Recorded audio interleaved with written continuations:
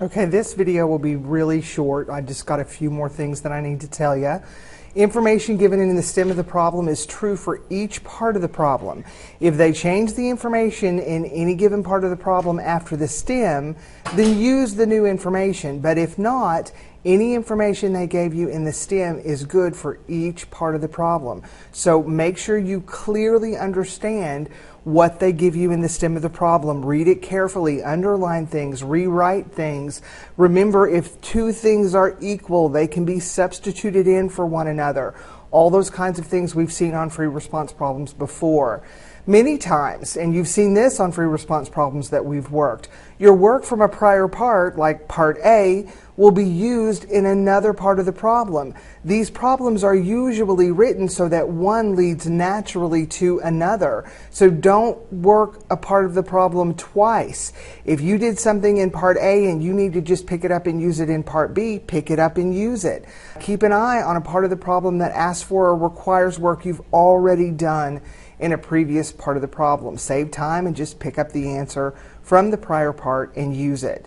If you've done work in part A that you realize after reading part B actually belonged in part B, then don't redo the work in part B. Simply write, refer to part A, see part A, look in part A. Any kind of direction that you give the AP reader to look at another part of your answer sheet, they are allowed to follow you there. If you don't make any reference to the fact that you realize the work from part B was actually given in part A, then that tells the AP reader you didn't understand the calculus. You didn't understand that what part B was asking for was actually what you gave, or part of what you gave, in part A.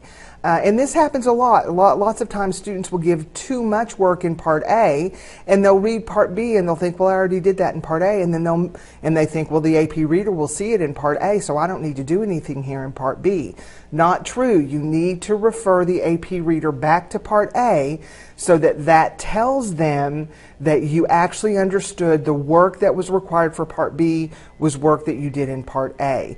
And then you get the point for that calculus because you've demonstrated you understood the calculus that was necessary to answer that problem. The burden of proving you understand the calculus is on you. The AP reader has no burden to make connections for you. As a matter of fact, they're told they can't make those connections for you. So even though you don't need all the 54 points, you still need to attempt every part of every problem that you can. You may not get to all of them, but at least read every part of every problem. And if in part A it clearly is asking for the derivative of a function, but you can't do or don't understand the rest of what it's asking for in part A, put the derivative there. Find the derivative, put it there. You'll get process points. So you do receive process points. It's a good way to earn extra points, even if you can't work your way all the way through the problem. So keep those things in mind when you're actually taking the free response exam.